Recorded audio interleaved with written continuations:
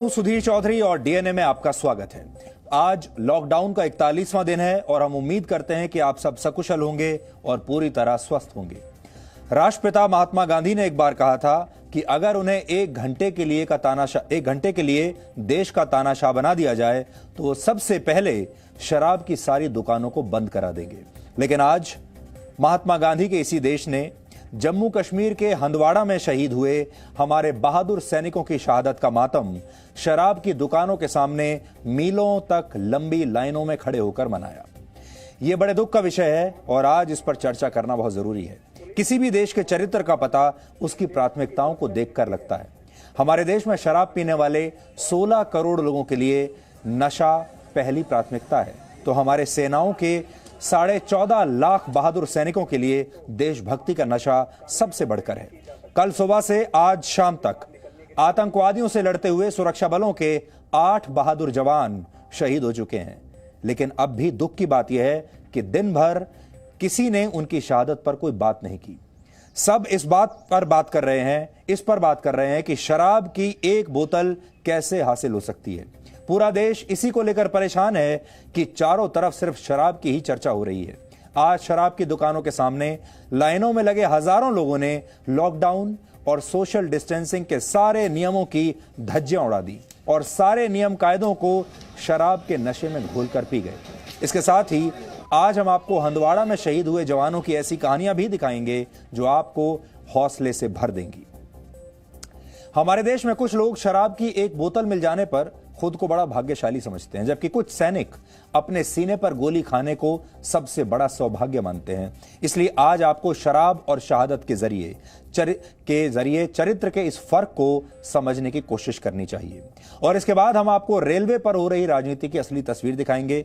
Railway अलग अलग राज्यों में फंसे मजदूरों को निकालने के लिए ट्रेनें चला रहा है, लेकिन इस दौरान किराया वसूली को लेकर तरह तरह की बातें उड़ाई जा रही हैं, विवाद पैदा किए जा रहे हैं और कंफ्यूजन फैलाया जा रहा है।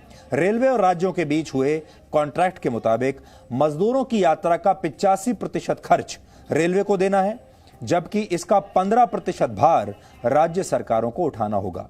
लेकिन देश की 3 राज्य सरकारों ने इन मजदूरों से किराया वसूलना शुरू कर दिया और यहीं से सारा विवाद शुरू हुआ। इसलिए आज हम आपको इस राजनीति की असली कहानी बताएंगे ताकि इसे लेकर आपके मन में सारा कंफ्यूजन दूर हो जाए। लेकिन सबसे पहले आज की तमाम बड़ी खबरें नॉनस्टॉप न्यूज में। जम्मू कश्मीर में आतंकियों ने आज फिर सुरक्षा बलों पर 2 जगह हमले किए। हंदवाड़ा में आतंकी हमले में सीआरपीएफ के 3 जवान शहीद हो गए हैं, जबकि 6 जवान गंभीर तौर पर घायल हैं। घायलों में से 4 की हालत गंभीर है। आतंकियों ने हंदवाड़ा के काजियाबाद इलाके में सीआरपीएफ की पेट्रोलिंग पार्टी पर हमला किया। सीआरपीएफ के जवानों ने भी जवाबी कार्रवाई की। इलाके की घेराबंदी कर दी गई है और सर्च ऑपरेशन जारी है। घटनास्थल पर एक और शव मिला है, लेकिन अब तक ये साफ नहीं हुआ कि शव आतंकी का है या फिर किसी नागरिक का। आतंकियों ने श्रीनगर के बाहरी इलाके वगूरा नौगाम में भी सीआईएसएफ पेट्रोल पार्टी पर हमला किया, जिसमें एक जवान घायल हो गया। इलाके की घेराबंदी कर दी गई है। इससे पहले 2 मई को हंदवाड़ा में हुए एक आतंकी हमले में सेना के कर्नल और मेजर समेत 5 लोग शहीद हो गए थे, जबकि पुलवामा में हुई मुठभेड़ में 2 आतंकी मारे गए थे। जम्मू कश्मीर में लगातार आतंकी हमलों के बीच प्रधानमंत्री मोदी ने इशारों में पाकिस्तान के खिलाफ सख्त बयान दिया है। प्रधानमंत्री ने कहा कि देश कोरोना संक्रमण के खिलाफ लड़ रहा है, ऐसे में कुछ लोग आतंक का संक्रमण फैलाने में लगे हैं। Even as the world fights COVID-19, some people are busy spreading other deadly viruses such as terrorism, such as fake news and doctored videos to divide communities and countries. Jammu Kashmir में आतंकी हमले और सीजफायर उल्लंघन पर chief of defence staff general Bipin Rawat ने पाकिस्तान को चेतावनी दी। General Bipin Rawat ने कहा कि भारतीय सेना का आतंकियों के खिलाफ ऑपरेशन अब और तेज होगा। हम एंटिसिपेट ये कर रहे हैं कि ज्यादा टेररिस्ट लाइन ऑफ कंट्रोल पे और फेंस पे मारेंगे, क्योंकि वो इन्फिल्ट्रेशन की कोशिश करेंगे और अब हम उनको मारेंगे। थल सेना प्रमुख जनरल मनोज मुकुंद नरवणे ने भी पाकिस्तान को गंभीर अंजाम भुगतने की चेतावनी दी है। आर्मी चीफ ने कहा कि पाकिस्तान कोरोना से लड़ने के बजाय आतंकवाद को बढ़ावा देने में ज्यादा दिलचस्पी दिखा रहा है। पाकिस्तान अब भी भारत में आतंकवादियों की घुसपैठ कराने के एजेंडे पर काम कर रहा है और सेना पाकिस्तान को सटीक तरीके से जवाब देना जारी रखेगी।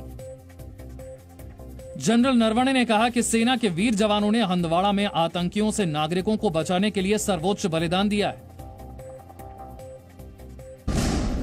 देश भर में लॉकडाउन में थोड़ी राहत मिलने के बाद आज कई जगहों पर शराब की दुकानें खुली। दिल्ली से लेकर छत्तीसगढ़ के शहरों तक शराब दुकानों पर सुबह से लोगों की लंबी लाइन देखी गई। कर्नाटक और आंध्र प्रदेश के गांवों में महिलाएं भी शराब लेने के लिए इन लाइनों में लगी नजर आईं। कई जगह सोशल डिस्टेंसिंग के नियमों को तोड़ा गया। दिल्ली के करोल बाग समेत कई इलाकों में शराब की दुकानों के बाहर भीड़ दिखी। ईस्ट दिल्ली में बेकाबू होती भीड़ की वजह से कई दुकानों को बंद कर दिया गया। उत्तर प्रदेश के नोएडा और महाराष्ट्र के नासिक में पुलिस को शराब की दुकान के बाहर लाठी चार्ज करना पड़ा। दिल्ली के मुख्यमंत्री अरविंद केजरीवाल ने लोगों को चेतावनी देते हुए कहा कि अगर सोशल डिस्टेंसिंग का पालन नहीं होगा तो छूट वापस ले ली जाएगी। जहां जहां आज लोगों ने इस तरह की हरकत की, सही नहीं किया। कसम खा लो कि कल से हम इस तरह की हरकत नहीं करेंगे। कल से हम इस तरह की भगदड़ नहीं करेंगे। कल से हम सोशल डिस्टेंसिंग पूरी फॉलो, कल से क्यों, अभी से हम सोशल डिस्टेंसिंग पूरी फॉलो करेंगे। लॉकडाउन में फंसे मजदूरों की घर वापसी के लिए केंद्र पर रेल किराया लेने का आरोप लगाने वाली कांग्रेस बैकफुट पर आ गई है। केंद्र सरकार ने कहा कि यह पहले से तय था कि रेल किराए का 85% केंद्र और 15% राज्य खर्च उठाएंगे। हमने कभी भी कोई भी वर्कर से चार्ज करने की बात नहीं की है। हमने 85% जो पूरी ट्रांसपोर्टेशन का कॉस्ट बियर किया जाता है, वह 85% जो है वो रेलवे बियर करती हैं, 15% स्टेट को बियर करना है। रेलवे के मुताबिक मजदूरों से गैर बीजेपी शासित राज्य महाराष्ट्र, केरल और राजस्थान ने किराया लिया, जबकि मध्य प्रदेश, उत्तर प्रदेश, बिहार, गुजरात, कर्नाटक, तेलंगाना और झारखंड में लागत का खर्च राज्य सरकारों ने दिया। हम कोरोना पर निर्णायक लड़ाई लड़ रहे हैं तो कांग्रेस पार्टी ये कहकर कि हम रेलवे का पैसा हम जमा करेंगे, कंफ्यूजन पैदा कर रही है। इससे पहले कांग्रेस अध्यक्ष सोनिया गांधी ने केंद्र सरकार पर मजदूरों की घर वापसी के लिए किराया वसूलने का आरोप लगाया था। भारत सरकार और रेल मंत्रालय घर वापस लौटने के लिए रेल यात्रा का किराया और स्पेशल चार्ज वसूल रहे हैं। रेल मंत्रालय ने अपने आधिकारिक बयान में कहा कि मजदूरों को रेलवे कोई टिकट नहीं बेच रहा, सीधे तौर पर मजदूरों से कोई किराया नहीं लिया गया। गुजरात के सूरत में घर वापसी को लेकर प्रवासी मजदूरों ने हंगामा किया। आक्रोशित मजदूरों ने पुलिस पर पथराव किया। हालात काबू में लाने के लिए पुलिस को आंसू गैस छोड़नी पड़ी। सूरत में ही मजदूरों ने घर जाने की कोई व्यवस्था न होने के विरोध में सिर मुंडवा लिए। मजदूरों की मांग है कि जल्द से जल्द उन्हें घर वापस पहुंचाया जाए। महाराष्ट्र के पुणे में भी घर वापसी की मांग को लेकर मजदूरों ने सड़क पर प्रदर्शन किया। देश में कई जगहों पर घर वापसी के लिए मजदूर रजिस्ट्रेशन करा रहे हैं। मुंबई और औरंगाबाद समेत कई शहरों में रजिस्ट्रेशन के लिए मजदूरों की भीड़ जमा हुई। दुनिया में जारी कोरोना संकट के बीच केंद्र सरकार 7 मई से विदेशों में फंसे भारतीयों को वापस लाने की मुहिम की शुरुआत करेगी। भारतीय दूतावास और उच्चायोग अलग अलग देशों में फंसे हुए भारतीयों की सूची तैयार कर रहे हैं। इस सुविधा का लाभ उठाने के लिए यात्रियों को खुद पैसा देना होगा। विदेश में फंसे भारतीयों को हवाई जहाज और नौसेना के जहाजों से वापस लाया जाएगा। इसे लेकर एक प्रोटोकॉल तैयार किया जा रहा है, जिसमें इन यात्रियों की स्वास्थ्य जांच से लेकर क्वारंटीन करने तक सभी तरह के दिशा निर्देश होंगे। इस बीच प्रधानमंत्री मोदी आज गुट निरपेक्ष देशों यानी NAM की वर्चुअल समिट में शामिल हुए। NAM की समिट में पहली बार शामिल हुए प्रधानमंत्री मोदी ने सदस्य देशों के साथ कोरोना से निपटने पर चर्चा की। To counter COVID-19, we have promoted coordination in our immediate neighborhood, and we are organizing online training to share India's medical expertise with many others. संयुक्त राष्ट्र के बाद NAM सबसे बड़ा समूह है, जिसमें एशिया, अफ्रीका और लैटिन अमेरिका के 120 देश शामिल हैं। कोरोना के खिलाफ लड़ाई में सरकार का एक्शन प्लान कामयाब होता दिखाई दे रहा है। स्वास्थ्य मंत्रालय के मुताबिक कोरोना के केस दोगुने होने की दर अब 12 दिन हो गई है। लॉकडाउन से पहले ये दर 3.4 दिन थी। अगर आप देखें तो लॉकडाउन से पहले जब हमारे यहाँ देश का डबलिंग रेट 3.4 था, आज वे बढ़कर 12 दिन हो गया है। तो हम ये देख रहे हैं कि lockdown as well as containment efforts done by government is yielding result. देश में कोरोना संक्रमण के मामले बढ़कर 42,836 हो गए हैं। कोरोना संक्रमित 11,762 मरीज ठीक हो चुके हैं। कोरोना संक्रमण से अब तक 1,389 लोगों की मौत हुई है। पिछले 24 घंटे में कोरोना के 2,573 नए मामले सामने आए हैं। 24 घंटे में कोरोना से संक्रमित 83 लोगों की मौत हुई है। नीति आयोग के सीईओ अमिताभ कांत ने बताया कि देश के 112 जिलों में कोरोना के सिर्फ 610 मामले हैं, जो देश के कुल मामलों का 2% है।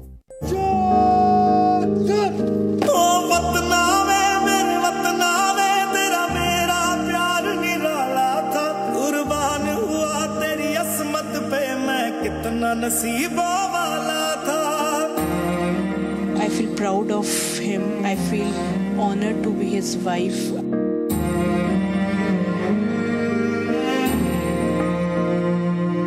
तेरी मिट्टी में मिल जावा, गुल बनके मैं खिल जावा, इतनी सी है दिल की आरज़ू। अब तक आप सब लोग जान गए होंगे कि जम्मू कश्मीर के हंदवाड़ा में हमारे देश के बहादुर सैनिकों ने जो शहादत दी है, उसे हमें बिल्कुल भूलना नहीं है। और आज हम इन सब सैनिकों के, इन सब शहीदों के परिवार वालों से आपको मिलवाएंगे, इनके घर लेकर जाएंगे। और कहते हैं कि अगर आप किसी शहीद के घर जाते हैं तो सबसे बड़ा पुण्य का काम होता है। इसलिए आज आपको ये सब करना है। हालांकि दिन भर देश का मूड बिल्कुल अलग था, और देश का जो मूड आज हमने देखा है, उसे देखकर बड़ा दुख होता है। आज लॉकडाउन में रियायत का पहला दिन था। यह पहला टेस्ट था देश के लिए कि अगर लॉकडाउन से कुछ रियायत, कुछ छूट दी जाती है तो देखते हैं यह देश क्या करता है। और आज पहले ही दिन यह पूरा देश बुरी तरीके से फेल हो गया। क्या आप जानते हैं कि लोगों ने आज राहत के पहले दिन ज्यादातर समय क्या करते हुए बिताया? इसका जवाब है, लोगों ने अपना सारा समय शराब की दुकानों के सामने लंबी लंबी लाइनों में खड़े होकर बिताया। यानी राहत के पहले ही दिन, पहले ही टेस्ट में भारत फेल हो गया। कल सुबह से लेकर आज शाम तक जम्मू कश्मीर के हंदवाड़ा में सुरक्षा बलों के 8 जवान शहीद हो चुके हैं, इस देश की रक्षा करते करते, आतंकवादियों से लड़ते लड़ते। लेकिन हमारे देश में इन जवानों की शहादत पर आज दिन भर कोई चर्चा नहीं कर रहा। ऐसा लगा जैसे किसी को कुछ फर्क ही नहीं पड़ता। राष्ट्रपिता महात्मा गांधी कहा करते थे कि शराब किसी व्यक्ति से सिर्फ उसका पैसा नहीं बल्कि उसकी बुद्धि भी छीन लेती है। लेकिन महात्मा गांधी के इस देश को आज इस बात से कोई फर्क नहीं पड़ता। हम महात्मा गांधी को राष्ट्रपिता तो जरूर मानते हैं, लेकिन उनके आदर्शों पर चलना हम जरूरी नहीं समझते। आज देश के हजारों लोगों ने पूरा दिन शराब की दुकानों के सामने खड़े होकर बिता दिया। जब देश को बहादुर सैनिकों की शहादत का मातम मनाना चाहिए था, तब लाखों लोग मीलों लंबी लाइनों में लगकर एक बोतल शराब मिल जाने का इंतजार करते रहे। और यह सब कुछ लॉकडाउन के सारे नियम तोड़कर किया गया। यह सब कुछ सोशल डिस्टेंसिंग के सारे नियम तोड़कर किया गया। और लोगों ने यह बता दिया कि शराब उन्हें अपनी जान से भी प्यारी है और शराब के लिए वो कोरोना वायरस से भी डरेंगे नहीं। ये बड़े दुख का विषय है और इसलिए आज इस पर हम आपके साथ चर्चा करेंगे। भारत में मोटे तौर पर आपको 2 तरह के लोग दिखाई देंगे। पहले वो जिनकी रगों में देशभक्ति का नशा दौड़ता है, और दूसरे वो जिन्हें शराब के नशे की आदत है। जिन्हें देशभक्ति का नशा है, वो देश के लिए अपनी जान देने के लिए हमेशा तैयार रहते हैं। कल सुबह जम्मू कश्मीर के हंदवाड़ा में आतंकवादियों के साथ मुठभेड़ में भारतीय सेना के 4 जवानों और जम्मू कश्मीर पुलिस के एक सब इंस्पेक्टर के शहीद होने की खबर आप सबको मिल गई होगी। तो आज शाम होते होते हंदवाड़ा और श्रीनगर में भी आतंकवादी हमलों की नई खबर आ गई। हंदवाड़ा में आतंकवादियों ने आज फिर हमला किया और आतंकवादियों ने सीआरपीएफ की एक टीम पर हमला किया, जिसमें हमारे 3 जवान और शहीद हो गए, जबकि 6 जवान आज घायल हो गए। श्रीनगर के नौगाम में सीआईएसएफ की एक पेट्रोल पार्टी पर भी आतंकवादियों ने एक और हमला किया, जिसमें 1 जवान के घायल होने की खबर है। भारत में करीब 14.5 लाख सैनिक हैं, सेना में भर्ती होने से पहले इन जवानों को लिखित और शारीरिक परीक्षा देने के लिए लंबी लंबी लाइनों में लगना पड़ता है। आपने अक्सर ऐसी तस्वीरें देखी होंगी। खुशी खुशी ये लोग आते हैं, उस लाइन में लगते हैं देश की सेवा करने के लिए। कोई भी सैनिक शहादत को अपने परिश्रम का, अपनी देशभक्ति का सबसे बड़ा पुरस्कार मानता है। अवसर आने पर, मौका मिलने पर यही सैनिक सारी लाइनें तोड़कर मौत के सामने सीना तानकर खड़े हो जाते हैं। ये एक दूसरे से कहते हैं, नहीं पहले मैं। ये ऐसा इसलिए करते हैं ताकि आप और हम अपने अपने घरों में सुरक्षित रह सकें, आप और हम अपने अपने घरों में अपने परिवारों के साथ वीकेंड के पर पार्टी कर सकें, बाहर जा सकें, शॉपिंग मॉल्स में जा सकें, मनोरंजन कर सकें। इसके ठीक विपरीत हमारे देश में करीब 16 करोड़ लोग ऐसे हैं जो नियमित रूप से शराब पीते हैं। और इसमें हम आज आपको यह नहीं कह रहे कि हम आपको रोकना चाहते हैं, यह आपकी चॉइस है, आप चाहते हैं तो कीजिए। शराब पीना या ना पीना आपके ऊपर है, आपकी पसंद नापसंद के ऊपर है, क्योंकि एक लोकतांत्रिक देश में सब अपने अपने तरीके से अपना जीवन जीने के लिए पूरी तरह स्वतंत्र हैं। आप क्या खाते हैं, क्या पीते हैं, क्या पहनते हैं, इस पर हमारा कोई वश नहीं। आज आपने दिन भर लाइन तोड़कर शराब खरीदते हुए लोगों की तस्वीरें देखी होंगी। जिन्हें शराब मिल गई वो खुद को बहुत भाग्यशाली समझ रहे थे और ऐसा लग रहा था जैसे उन्होंने कोई युद्ध जीत लिया हो, कोई बहुत बड़ा पुरस्कार पा लिया हो। लेकिन आज हम आपको लाइन तोड़कर आतंकवादियों से टकराने वाले उन वीर जवानों की कहानी पहले दिखाएंगे जो हर दिन एक युद्ध लड़ते हैं, सचमुच का युद्ध लड़ते हैं, अपनी जान की बाजी लगाते हैं और सीने पर लगी दुश्मन की गोली को अपना सौभाग्य समझते हैं, एक पुरस्कार समझते हैं। और आज आपको इन बहादुर जवानों को ही नहीं, इनके बहादुर परिवारों को भी नमन करना चाहिए। जम्मू कश्मीर के हंदवाड़ा में पिछले कुछ दिनों से सेना और आतंकवादियों के बीच मुठभेड़ चल रही थी, लेकिन 4 दिनों तक चले इस एनकाउंटर के बाद 2 आतंकवादी मारे गए, जबकि भारतीय सेना के 4 जवान और जम्मू कश्मीर पुलिस के एक सब इंस्पेक्टर शहीद हो गए। शहीदों में 21 राष्ट्रीय राइफल के commanding officer colonel Ashutosh Sharma, company commander major Anuj Sood, Naik Rajesh Kumar और लांस नायक दिनेश सिंह शामिल थे। इसके अलावा जम्मू कश्मीर पुलिस के जांबाज सब इंस्पेक्टर सगीर अहमद काजी भी इस एनकाउंटर में शहीद हो गए। इन तस्वीरों को आप ध्यान से देख लीजिए और हम चाहेंगे कि आप इन नामों को हमेशा के लिए याद कीजिए, इन तस्वीरों को हमेशा के लिए अपने मन में उतार लीजिए और हम चाहेंगे आप इनके परिवारों को आज नमन कीजिए।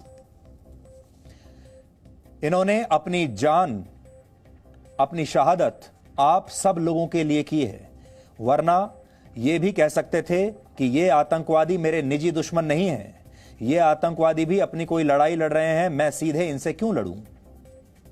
संभव है कि ये सारे नाम आप कुछ दिनों के बाद भूल भी जाएंगे।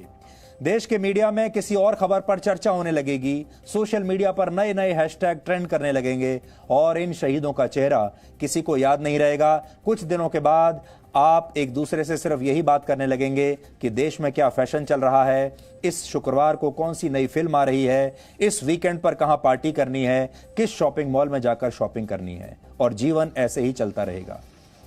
लेकिन आज हम फिल्मी नायकों को सुपरस्टार का दर्जा देने वाले इस देश को असली नायकों से भी मिलवाना चाहते हैं, असली नायकों से आपका परिचय करवाना चाहते हैं। फिल्मों में जो आप देखते हैं उन्हें तो आप सच्चा नायक मान लेते हैं। हम ये नहीं कह रहे कि जो फिल्मों में कलाकार काम करते हैं वो खराब हैं, उनका सम्मान मत कीजिए, उन्हें नायक मत मानिए, उन्हें मानिए, लेकिन जो इस जीवन के सच्चे नायक हैं उन्हें भी तो मानिए।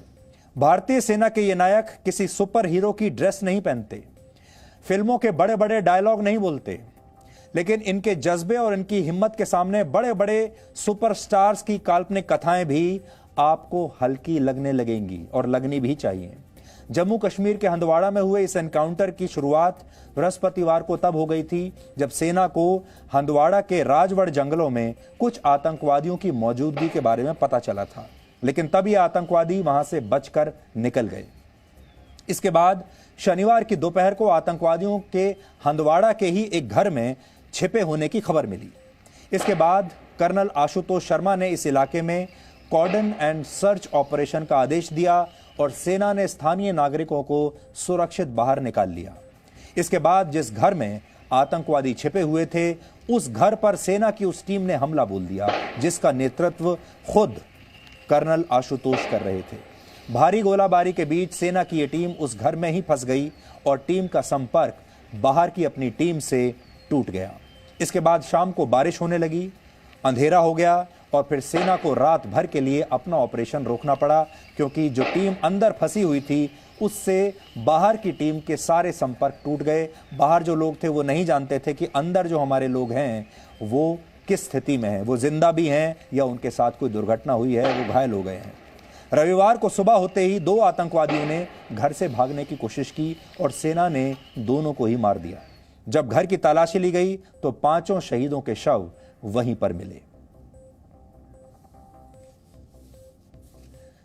यानी जिस दौरान देश शराब की दुकानें खुलने का इंतजार कर रहा था बड़ी बेसब्री से, उस दौरान हमारे देश के बहादुर सैनिक अपनी शहादत की कहानी लिख रहे थे।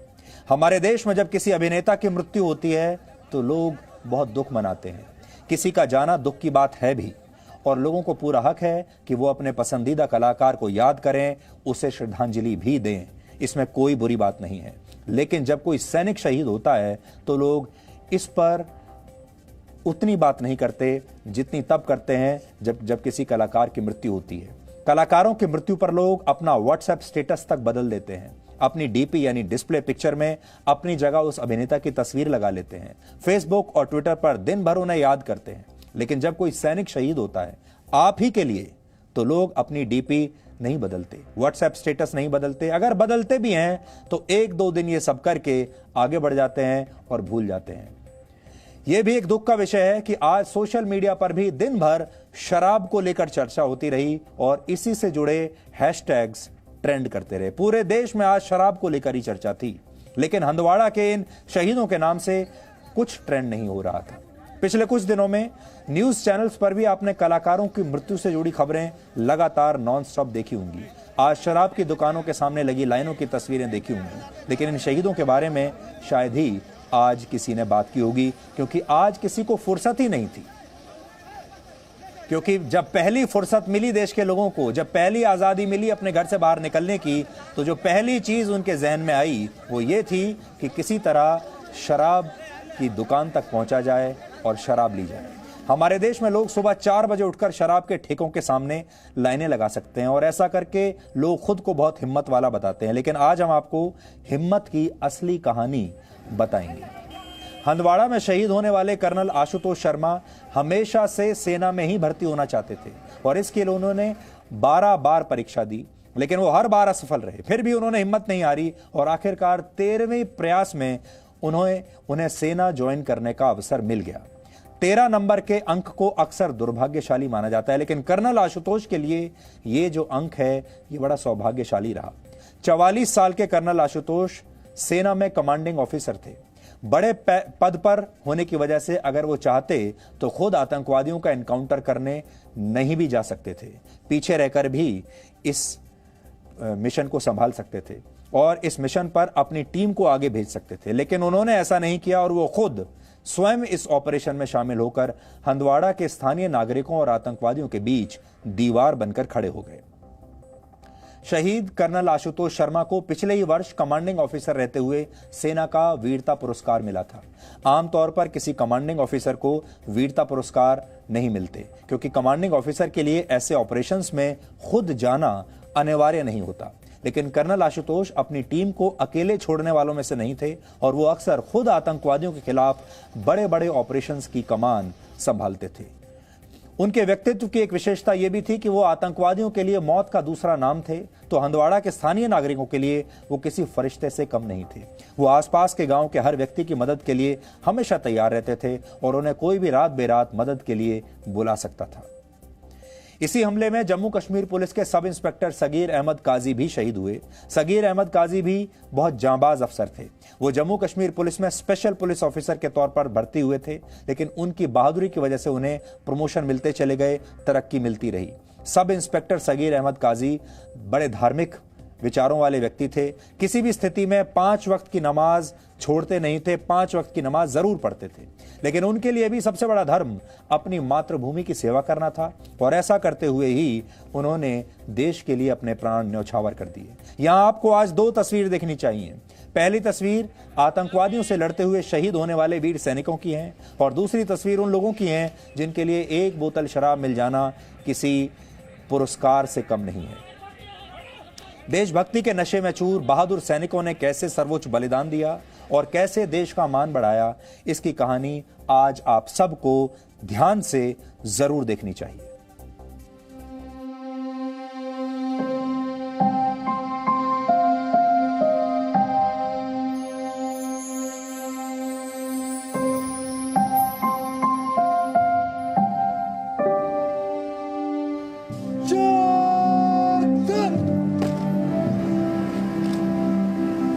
तिरंगे में लिपटे इन देशभक्तों की जाबाजी को देश के 135 करोड़ लोग सलाम कर रहे हैं।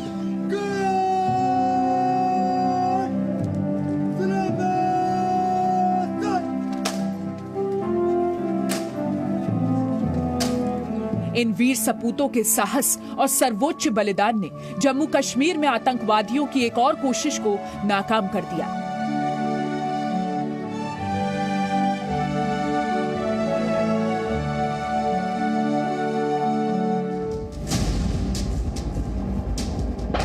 अपने देश की सुरक्षा के लिए ये वीर जवान आतंकियों से लड़ते रहे। उन्हें ना तो शरीर को छूकर निकलती गोलियों का डर था और ना ही 1 सेकंड के लिए भी उन्होंने अपनी जान की चिंता की।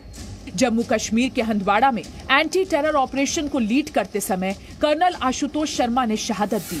वो मातृभूमि के लिए अमर हो गए और शहीद के परिवार की दिलेरी देखिए कि उन्होंने आंसुओं को अपनी कमजोरी नहीं बनने दिया। शहीद की पत्नी की बातें सुनकर आपको भी अपने देश पर अभिमान होगा। बस इस समय पे उनकी जो मैं सुन रही हूँ जो बहादुरी के किस्से, मेरी आंखों में आंसू नहीं है। I feel proud of him, I feel honoured to be his wife, I feel privilege to be known by his name. शहीद आशुतोष शर्मा की बेटी की आंखों में पापा को खोने का दर्द है और उसे पता है कि उसके अच्छे पापा अब सिर्फ यादों में ही बने रहेंगे। मेरी बात हुई थी उनसे 1 मई को और उन्होंने बोला था कि मैं कॉल करूंगा एक बार जब वापस आ जाऊंगा। उन्होंने बोला था कि वो मेरे को साइकिल दिलाएंगे एंड शॉपिंग कराएंगे। वो अपने पापा से तमन्ना की आखिरी बातचीत थी। अब वो कभी नहीं आएंगे क्योंकि उन्होंने तो सर्वोच्च बलिदान का जो सपना देखा था वो उसे साकार कर गए हैं। शहादत की खबर सुनकर शहीद की मां खामोश है और उनके भाई याद कर रहे हैं कि कर्नल आशुतोष तो मानो सिर्फ सेना में भर्ती होने के लिए ही बने थे। अभी 2 दिन पहले ही बात हुई थी मेरी कि मम्मी अब क्या आपको लेके आऊंगा और आपको हंदवाड़ा घुमाना है और नवरात्रि का व्रत हो रहे थे, उसके तब बात हुई थी। से ग्रेजुएशन करने के बाद से जब से भी वो एलिजिबल हुआ आर्मी में जाने के लिए, वो लगातार एक ही एग्जाम देता था आर्मी का और हर बार क्लियर करता था। किसी न किसी वजह से इंटरव्यू में रह जाता था तो लास्ट अटेम्प्ट में उसने क्लियर किया। 6.5 साल उसने आर्मी के लिए वेट किया। शहीद मेजर अनुज सूद लॉकडाउन के बाद अपने घर वापस जाने वाले थे, लेकिन उससे ठीक पहले देश के दुश्मनों का अंत करते हुए वो अमर हो गए। भारत माँ के सच्चे सपूत के पिता की बातें आप भी कभी भूल नहीं पाएंगे। उसी से बात करते थे, कभी शिकंज नहीं उसके माथे पे होती थी। कोई भी काम, कोई भी duty out of the call, beyond the call of duty वाली नेचर थी उसकी। बहुत समझदार इंसान था। उसकी कुर्बानी जो है वो एक शहादत मिसाल बन जाती है हमारे देश के युवा पीढ़ी के लिए। मेजर अनुज सूद का selection Indian institute of technology में हो गया था, लेकिन उनके लिए सेना में शामिल होकर देश सेवा ही जीवन का एकमात्र लक्ष्य था। I feel a little sad about his wife for the fact that they had just got married and within 3 to 4 months of his marriage he had to move for operations. His tenure had got over, but because of this lockdown it got extended. शहीदों के परिवार वालों के साथ आज पूरा देश है क्योंकि इन्होंने आपके और हमारे लिए आखिरी सांस तक लड़ाई लड़ी। आतंकी एनकाउंटर में जम्मू कश्मीर के सब इंस्पेक्टर सगीर अहमद के शहीद होने की खबर मिलने के बाद उनका परिवार भी एनकाउंटर की जगह पर पहुंचा।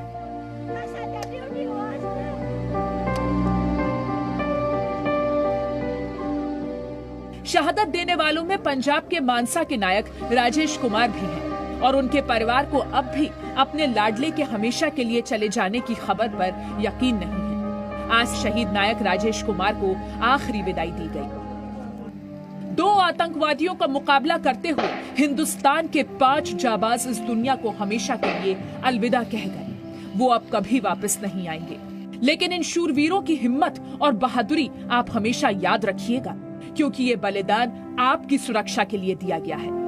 हंदवाड़ा से खालिद हुसैन के साथ ब्यूरो रिपोर्ट, जी मीडिया।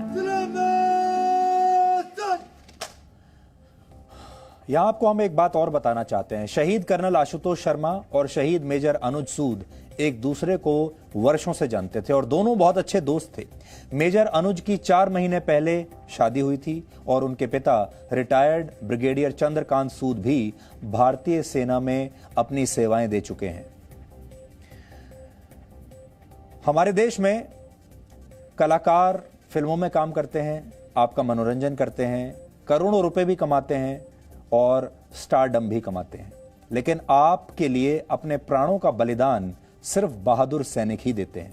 इन सैनिकों में से किसी की उम्र महज 20 साल होती है, किसी की 30 तो किसी की 40 साल भी होती है, लेकिन ये सैनिक कभी जीवन में मिलने वाली सुख सुविधाओं के पीछे नहीं दौड़ते, क्योंकि मातृभूमि की सेवा करने लायक हो जाना ही इनके लिए सबसे बड़ा सुख होता है। हमारे देश में लोगों को फिल्मी पुरस्कार हासिल करने वाले अभिनेताओं के नाम तो हमेशा याद रहते हैं, लेकिन वीरता पुरस्कार हासिल करने वाले किसी सैनिक का नाम शायद आपको याद नहीं होगा। हमें उन एक्टर्स के नाम तो मुंह ज़बानी याद रहते हैं जो फिल्मों में सैनिकों की भूमिकाएं निभाते हैं, लेकिन असली जीवन में सर्वोच्च बलिदान देने वाले सैनिकों के नाम किसी को याद नहीं रहते। आपको आज हम 2 तस्वीर दिखाना चाहते हैं। यह तस्वीर देखकर आपको यह बताना है कि आप इनमें से किसे पहचानते हैं और किसे नहीं।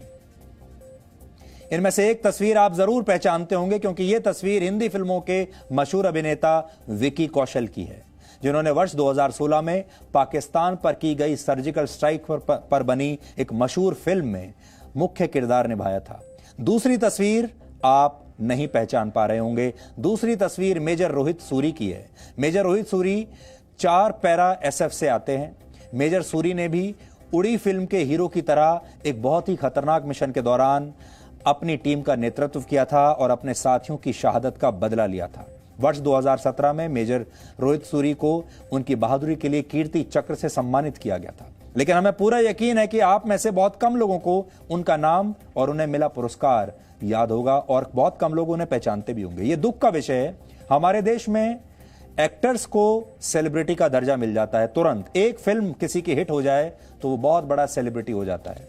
लोग उनसे फीता कटवाने के लिए उन्हें बुलाने लगते हैं, उनका आदर सम्मान करते हैं, उनके साथ फोटो खिंचवाते हैं, सेल्फीज उनके साथ खिंचवाते हैं। लेकिन हमारे देश में सैनिक, डॉक्टर, वैज्ञानिक कभी नेशनल हीरो नहीं बन पाते, देश के नायक नहीं बन पाते, कभी सेलिब्रिटी नहीं बन पाते। ऐसा क्यों है?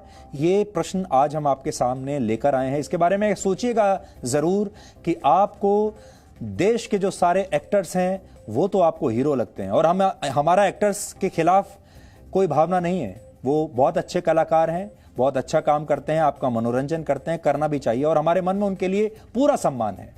लेकिन हम सिर्फ इतना चाहते हैं कि उस सम्मान में से थोड़ी सी जगह, उस स्पेस में से, उस जगह में से थोड़ी सी जगह आप अपने देश के शहीदों को भी दे दीजिए, सैनिकों को दे दीजिए। इस समय जो डॉक्टर इतना अच्छा काम कर रहे हैं उन्हें भी दे दीजिए। कोई सैनिक जब शहीद होता है तो सिर्फ वही बलिदान नहीं देता, उसका पूरा परिवार बलिदान देता है। जब एक जवान शहीद होता है तो कोई अपना पिता खोता है, कोई अपना भाई, कोई अपने पति को खोता है, तो कोई अपना बेटा खो देता है।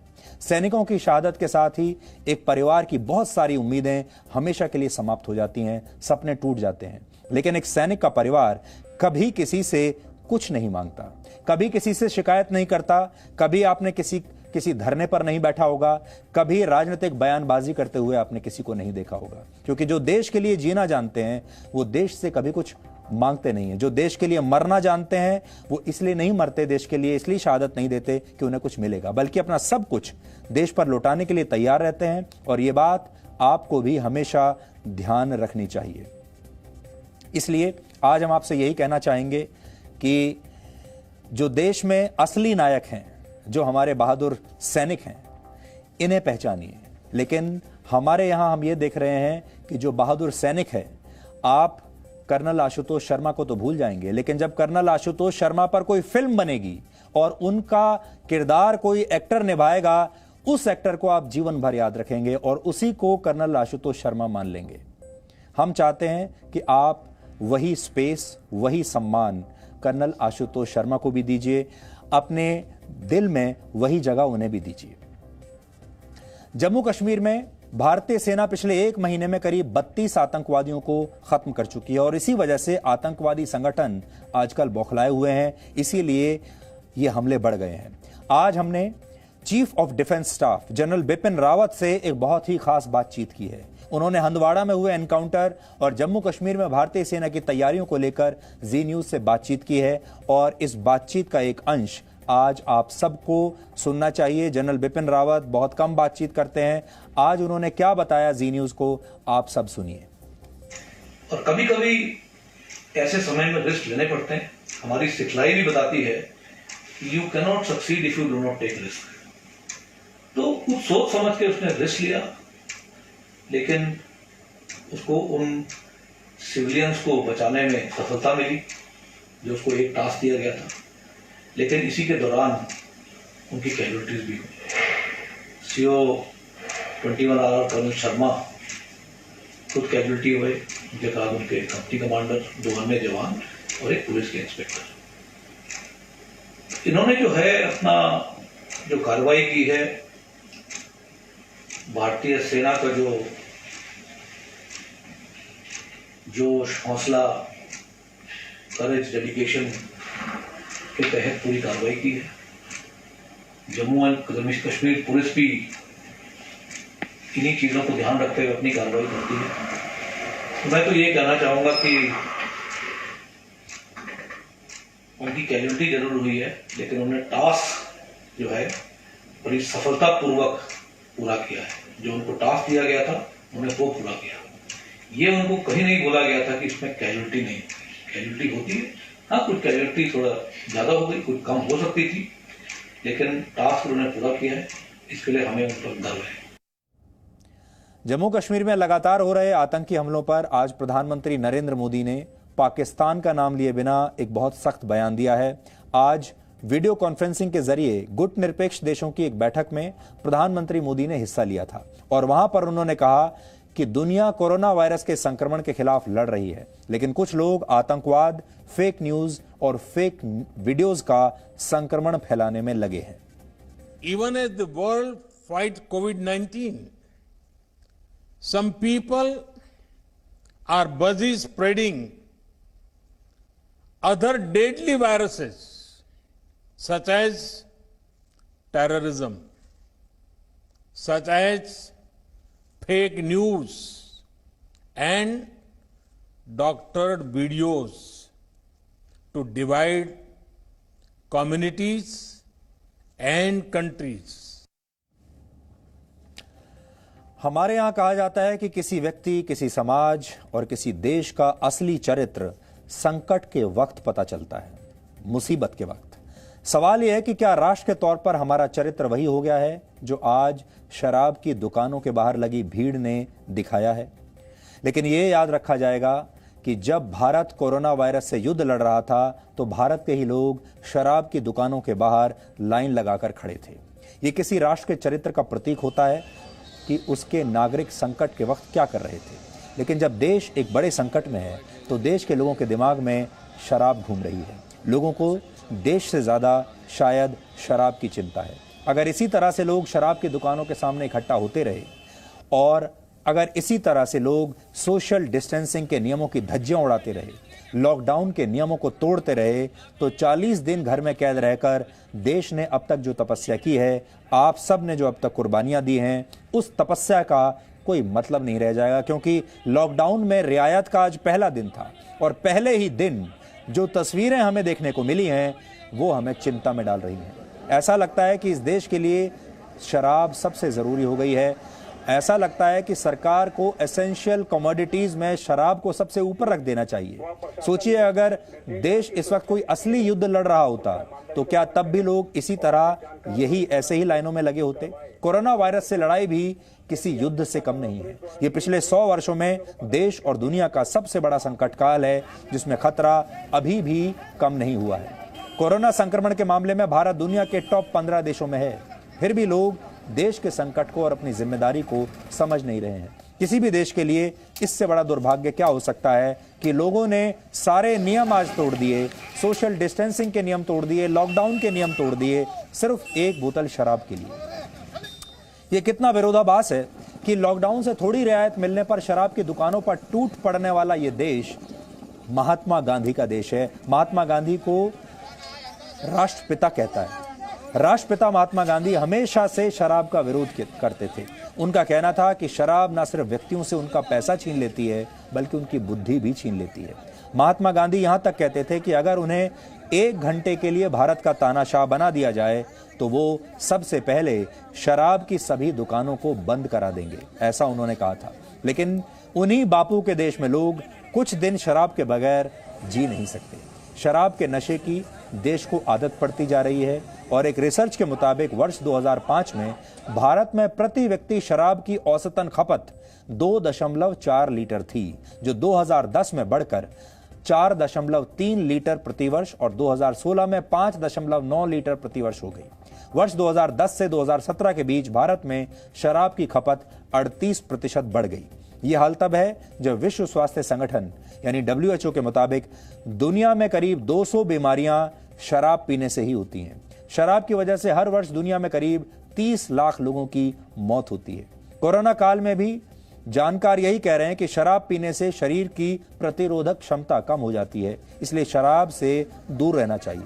लेकिन लॉकडाउन के 40 दिन के बाद शराब की दुकानें क्या खुली, ऐसा लगा कि लोगों ने शराब को ही संजीवनी बूटी मान लिया और इसे पाने के लिए किसी भी नियम की परवाह नहीं की। केंद्र सरकार ने शराब की दुकानें खोलने की इजाजत इसलिए दी थी कि कड़े नियम लागू करके सोशल डिस्टेंसिंग का पालन किया जाए। कोरोना संक्रमण का खतरा इससे शायद न हो और सरकारों की आमदनी भी शुरू हो जाएगी, क्योंकि शराब की बिक्री सरकारों की आमदनी का एक बहुत बड़ा जरिया होती है। अधिकतर राज्यों की 15 से 30% आमदनी शराब की बिक्री से मिलने वाले टैक्स से होती है। 2019 में राज्यों को करीब 2,48,000 करोड़ रुपए की कमाई शराब की बिक्री से हुई थी, लेकिन लॉकडाउन के 40 दिन में शराब की बिक्री बंद रहने से राज्यों को करीब 27,000 करोड़ रुपए का नुकसान हुआ। लॉकडाउन की वजह से सरकारों का बजट बिगड़ गया। उदाहरण के तौर पर शराब की बिक्री न होने से अकेले पंजाब को ही हर दिन 700 करोड़ रुपए का नुकसान हो रहा था। पेट्रोल, डीजल, शराब बिक्री और जमीन का कारोबार प्रमुख तौर पर इन्हीं पर टैक्स के जरिए राज्य सरकारों की मुख्य कमाई होती है। लॉकडाउन से सरकारों की कमाई बहुत कम हो गई है, जिससे किसी को समझ में नहीं आ रहा कि खर्च कहां से किया जाए, पैसा कहां से आएगा। उदाहरण के तौर पर पिछले वर्ष अप्रैल के महीने में दिल्ली सरकार की आमदनी 4,500 करोड़ रुपए थी, जबकि इस वर्ष सिर्फ 400 करोड़ रुपए के करीब रही। इसलिए कई राज्यों ने केंद्र सरकार से मांग की थी कि शराब की बिक्री शुरू कर दी जाए, लेकिन इसका मतलब ये बिल्कुल नहीं है कि इसकी वजह से देश को ही संकट में डाल दिया जाए। नियम यह है कि शराब की दुकानों पर एक वक्त पर 5 से ज्यादा लोग इकट्ठा नहीं हो सकते और एक दूसरे के बीच कम से कम 6 फीट की दूरी जरूरी है। लेकिन शराब की दुकानों के बाहर अधिकतर जगहों पर इन नियमों का पालन नहीं हुआ और लंबी लंबी लाइनें देखी गई। कहीं कहीं पर तो पुलिस को लाठीचार्ज करना पड़ा। देश भर में किस तरह से नियमों की धज्जियां उड़ाई गईं, उसकी ग्राउंड रिपोर्ट आज हम आपको दिखाना चाहते हैं। भीड़ न लगाएं, प्रति व्यक्ति 5 फीट की दूरी बनाए रखें। अभी तक कोई शराब का ठेका नहीं खुला है, कृपया यहाँ भीड़ ना करें, कृपया चले जाएं। जितना मन करेगा उतना दारू पीऊंगा, 2 से 3 दिन तक आराम से सोऊंगा, उठूंगा दारू पीऊंगा, फिर सोऊंगा, उठूंगा दारू पीऊंगा।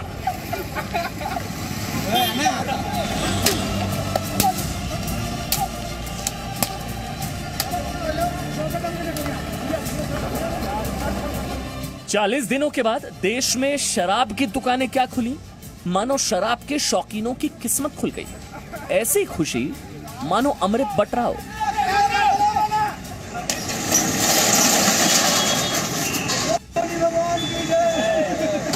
मैडम कहाँ जा रही है? देखो मेरा आदमी से चला नहीं जाता, बुलाएंगे तो उनके लिए ले आ रही हूँ। आप लेकर आ रही हैं, लेकिन इतने सारे लोग यहाँ पर हैं। कोई बात नहीं, मेरे को तो अपने आदमी के लिए चाहिए थी दवाई की तरह। ये देखिए दवाई के तौर पर लोग खरीद रहे हैं। ये लेकर आए हैं ये आपने कितने बोतल लिए भाई साहब? ये 6 लिया भाई साहब। कब से इंतजार कर रहे थे खुलने का? 2 महीने से। एक बार दिखाइएगा जरा। ये देखिए ये शराब की बोतल यहाँ से ली गई है। सुबह 10 बजे से लाइन लगाया, 10 बजे खुलने वाला था, अभी बोलते 12 बजे खुलेगा कि नहीं शायद हमको भी मालूम नहीं है।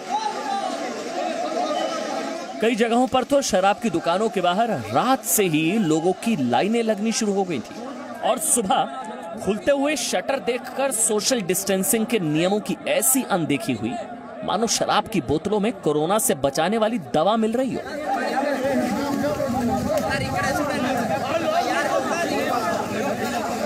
ना कोरोना संक्रमण का डर, ना पुलिस की लाठियों का खौफ।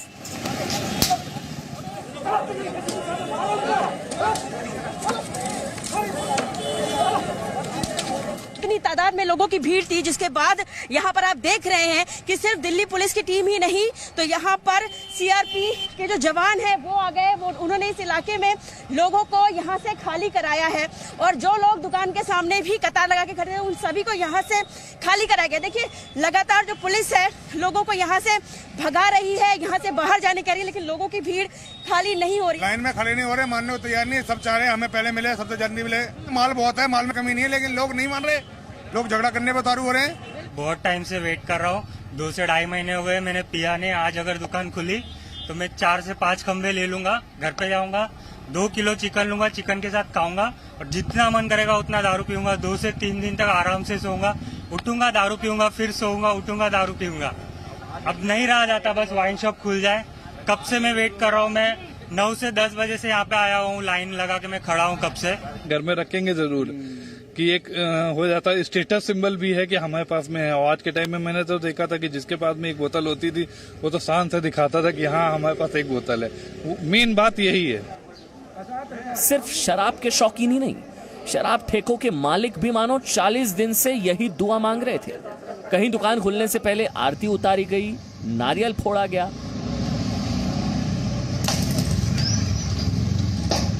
कहीं टीका लगाकर ग्राहकों का स्वागत किया गया।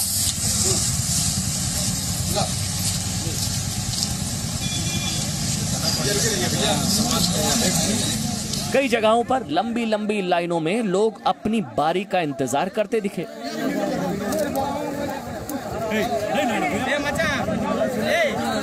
तो ज्यादातर जगह शराब के शौकीनों के सब्र का बांध ऐसा टूटा माना आज के बाद दोबारा शराब कहीं मिलेगी ही नहीं।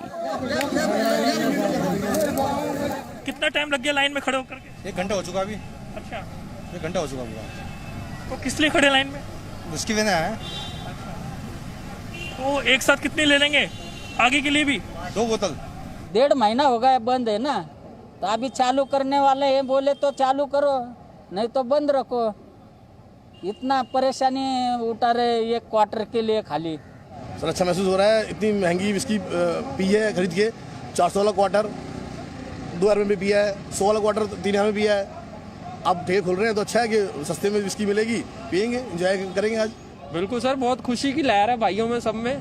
पूरे मोड़ तक पूरे मतलब लाइन इतनी है कि 400-500 आदमी लाइन में लगा हुआ है। कोई सुबह 6 बजे से लगा है, कोई 7 बजे आकर लगा, ऐसे करके सब अपने अपने टाइम के अकॉर्डिंग उठे हैं और लगे। इंतजार तो सभी लोगों का था, मिलने का तो मिल भी रही थी, लेकिन वो मिल रही थी जो 1,500 का सामान सीधा 3,000-2,500 की मिल रही थी लोगों को। और पिछले 40 दिन में कहीं ना कहीं आपने इस दुकान को मिस भी बहुत किया। मिस तो कर ही रहे हैं लोग, ये तो आप भी जानते हैं, हम भी जानते हैं इस चीज के लिए। लाइन में लगने के बाद अब क्या करूं, आना तो पड़ेगा ही, आगे क्या करेंगे? बिल्कुल चलेगा सर, आप कहते हो तो निकल जाता हूं। ये तो सुना था कि शराब का नशा इंसान से कुछ भी करवा सकता है, लेकिन शराब कोरोना संक्रमण के डर को दिल से ऐसे निकाल सकती है कि सोशल डिस्टेंसिंग के सारे नियम धरे के धरे रह जाएं। ये अब देखा है। पुलिस वाले समझाते समझाते थक गए, लेकिन शराब के शौकीन टस से मस नहीं हुए।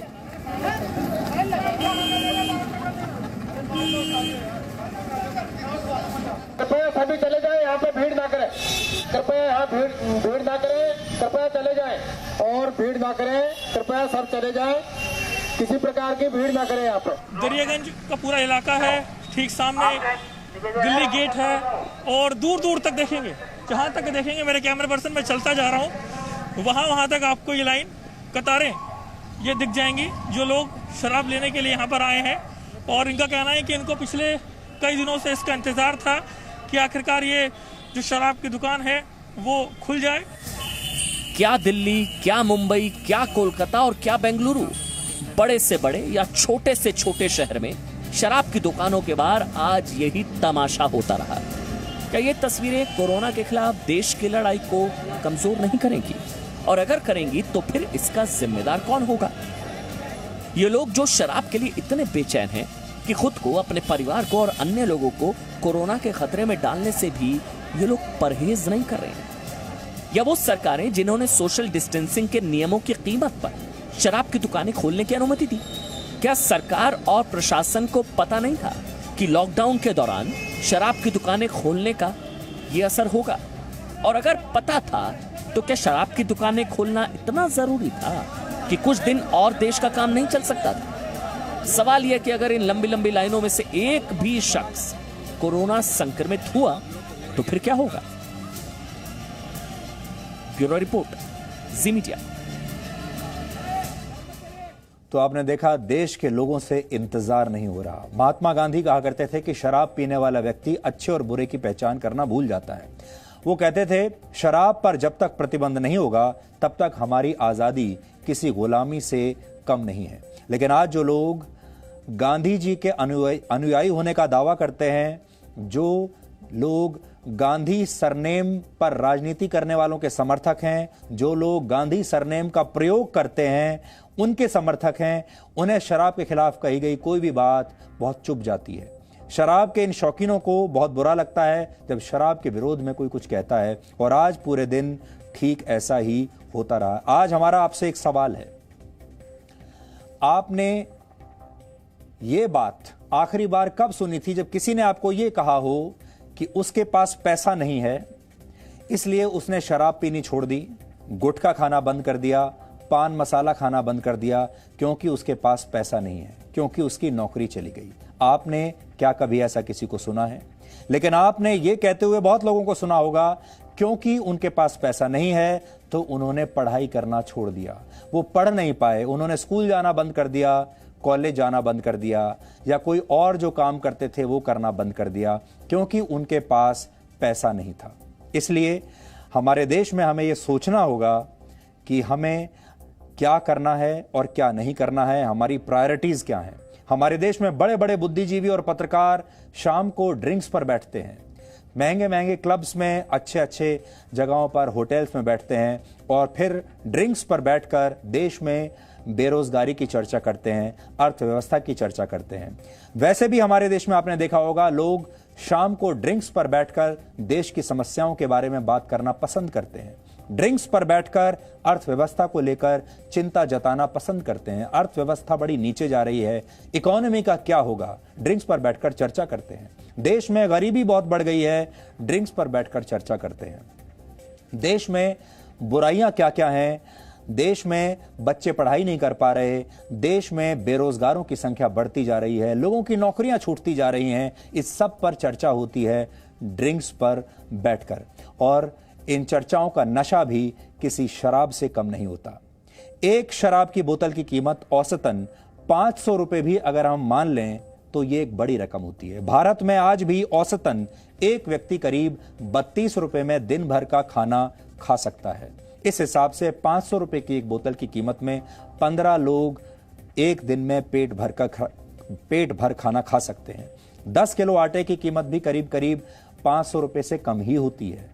दाल भी आपको उसी हिसाब से मिल जाएगी 500 रुपए में। कहने का मतलब हमारा यह है कि 500 रुपए जिसमें एक बोतल शराब आती है, उसमें कितने लोगों का राशन आ सकता है, कितने बच्चों को पढ़ाया जा सकता है, कितने बच्चों की मदद की जा सकती है, कितने लोगों का तन ढका जा सकता है, ये सोचने की बात है। और आपने अक्सर ये भी देखा होगा जब कोरोना फाइटर्स पर होने वाली पुष्प वर्षा हो रही थी, कल जब आपने देखा होगा जब हमारी एयरफोर्स ने पुष्प वर्षा की थी हमारे डॉक्टरों के ऊपर और कोरोना वॉरियर्स के ऊपर, तो बहुत सारे लोग इसका विरोध कर रहे थे और कह रहे थे कि ये पैसे की बर्बादी है, इस पैसे का इस्तेमाल कहीं और किया जा सकता था।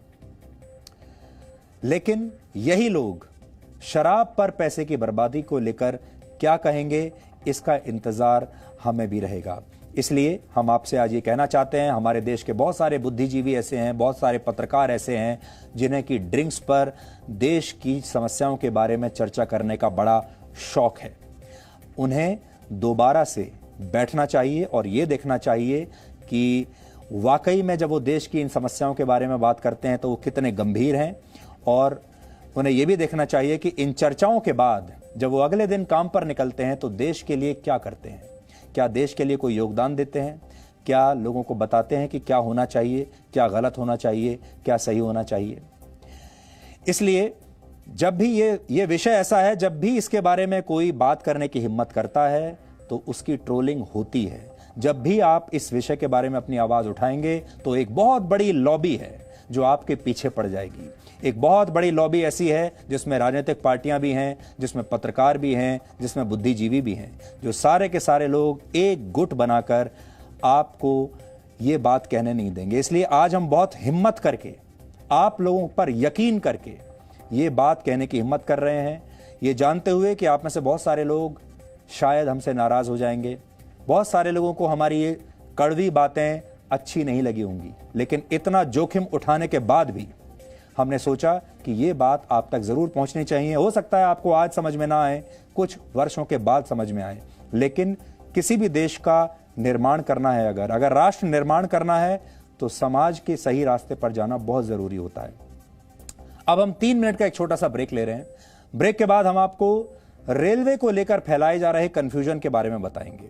रेलवे अलग अलग राज्यों में फंसे मजदूरों को निकालने के लिए स्पेशल ट्रेन चला रहा है, लेकिन कुछ लोग मजदूरों से किराया वसूली को लेकर भ्रम फैला रहे हैं। एक झूठी कहानी आज दिन भर चलती रही।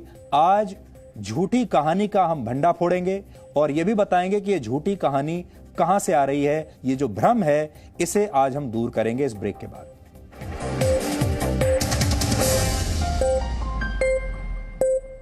ये 25 साल हो गए विपස්සना प्रैक्टिस करते हुए, लेकिन फिर भी कभी कभी वो इकोनॉमिटी छूट जाती है और उस समय तकलीफ होती है। वरना इकोनॉमस रहने लगें तो ना तो आप खुशी होगी, बहुत अच्छी बात आएगी तो बहुत ओवरजॉय नहीं होंगे, और दुख होगा तो भी आप वैसे के वैसे रहेंगे। That is the real true art of living. लेकिन उससे तो हम अभी दूर हैं, पर फिर भी छोड़िए मत, ये कोशिश मत छोड़िए। लेकिन जैसे आज अब चर्चा कर रहे हैं, हम डिस्कशन कर रहे हैं, आपके मन में बुद्धि के स्तर पर ये बात समझ में आती है कि हाँ, सुभाष जी जो कह रहे हैं ठीक तो कह रहे हैं, लेकिन इसको कैसे मैं एक्सपीरियंशियल लेवल पे मानूं या समझूं, तो उसके लिए थोड़ा एक बार विश्वास करिए सामने वाला जो कह रहा है, और अपनी मन कोई बात ठीक लग रही है, लेकिन उसके बाद उसके ऊपर चलने के लिए तो आपको मेहनत करनी पड़ेगी। चाहे मेडिटेशन के ज़रिए करिए, चाहे आप म्यूज़िक में मन लगाएं उसके ज़रिए करिए, या जो आपको अच्छा लगता हो उसको बार बार करते रहने से आपको ये बात समझ में आने लगेगी। No signal, no worry. Presenting Z News app with live TV, latest updates and expert opinion. Available on Google Play and App Store. Download it now.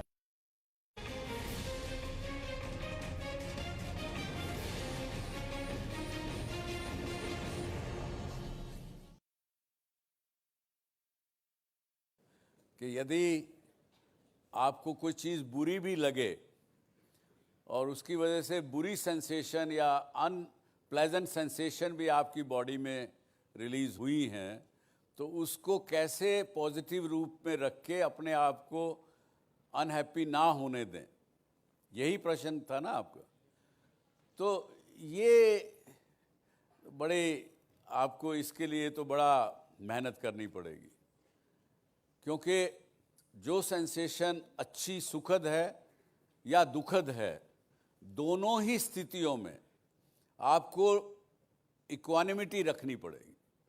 यानी बहुत ज़्यादा अच्छी बात सुन के और अच्छी सेंसेशंस के प्रति, सुखद सेंसेशंस के प्रति यदि आप राग जगाने लगेंगे, और क्योंकि खुशी या दुख तभी होता है, एक किसी चीज़ के लिए राग जगाना, किसी के लिए द्वेष जगाना।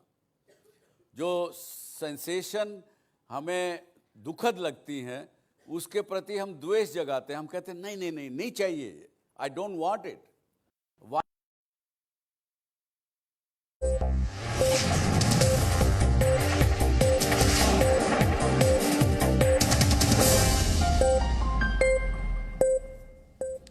किसी भी संकट की घड़ी में फैसले भावुक होकर नहीं लिए जाते, फैसले समझदारी से और जमीनी हकीकत को देखकर लिए जाते हैं। कोरोना वायरस से लड़ाई में अब तक केंद्र सरकार ने यही किया है, लेकिन इस देश का दुर्भाग्य है कि इतने बड़े संकट काल में भी मुद्दों को भावुक बनाकर विपक्ष राजनीति करता है। आज मजदूरों के मामले में भी यही राजनीति हुई है, जिसका सच हम आपको बताना चाहते हैं। आपको पता होगा कि सरकार ने 1 मई यानी पिछले शुक्रवार को श्रमिक स्पेशल ट्रेन चलाने का फैसला किया था, जिनके जरिए अलग अलग राज्यों में फंसे मजदूरों, छात्रों और बाकी लोगों को उनके अपने राज्यों में अपने अपने घरों तक पहुंचाया जा सके। लेकिन आज इस बात पर राजनीति शुरू हो गई कि इस संकट काल में भी मजदूरों से रेलवे का किराया वसूला जा रहा है, रेलवे किराया वसूल रही है। ऐसा सुनने में किसी को भी अच्छा नहीं लगेगा कि जो लोग 40 दिन से संकट में हैं, अपने अपने घरों से दूर बैठे हुए हैं, फंसे हुए हैं, उन्हें उनके घर पहुंचाने के लिए भी किराया लिया जा रहा है। यह सुनकर बड़ा खराब लगता है। कांग्रेस और उसके नेता केंद्र सरकार को कोसने में जुट गए कि गरीब मजदूरों के साथ ऐसा बर्ताव हो रहा है, उनके साथ नाइंसाफी हो रही है। अपने ही देश में ऐसा हो रहा है। कांग्रेस की अध्यक्ष सोनिया गांधी ने कह दिया कि मजदूरों के रेल किराए का खर्च अब कांग्रेस उठाएगी, अगर सरकार नहीं उठाना चाहती तो। लेकिन जिस मुद्दे पर यह राजनीति हो रही है, पहले आपको उस मुद्दे को ठीक से समझना होगा। आज हम आपके सामने आपको सच बताने के लिए आए हैं। सच क्या है? सच ये है कि श्रमिक स्पेशल ट्रेन के लिए भारतीय रेल किसी भी पैसेंजर से, किसी भी यात्री से कोई पैसा नहीं ले रहा है। इन ट्रेन के आने जाने पर जितना भी खर्च हो रहा है, उसका 85% खर्च स्वयं रेलवे उठा रही है, और बाकी का 15% जो हिस्सा है वो रेलवे उन राज्यों से, उन राज्य सरकारों से वसूलेगा जहां से ये ट्रेन चल रही है। यानी 85% जो खर्चा है वो भारतीय रेल उठाएगा, और 15% जो खर्चा है वो राज्य सरकार उठाएंगी। राज्य सरकारों ने खुद केंद्र सरकार से यह अनुरोध किया था कि उनके यहां पर फंसे हुए मजदूरों को उनके राज्यों में ले जाने के लिए स्पेशल ट्रेन्स चलाई जाएं।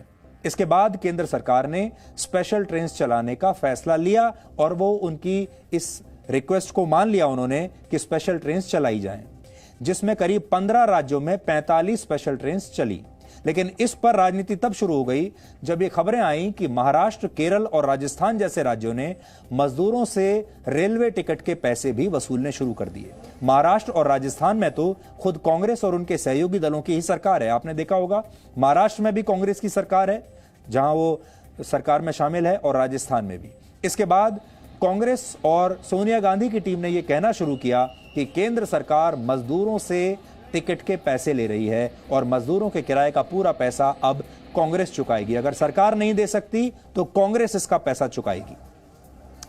जबकि पहली बात तो यह कि रेलवे ने किसी मजदूर से कोई पैसा नहीं लिया, और दूसरी बात, ट्रेन के खर्च का 15% राज्य सरकारों से ही लिया, जिसमें कई राज्य सरकारों ने रेलवे को पैसा दे भी दिया।